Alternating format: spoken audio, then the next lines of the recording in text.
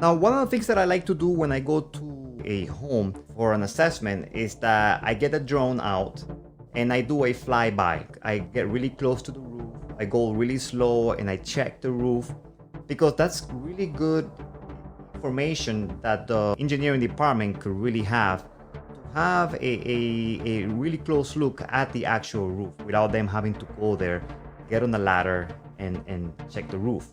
This helps out a lot because sometimes Google, which is our softwares, a lot of them they use Google, they're not actualized, and a lot of times they're showing information that is old.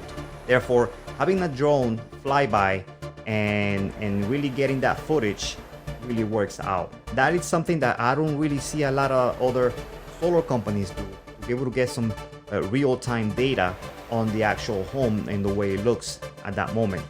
So that's just an added value that we do in able to give you the best service possible.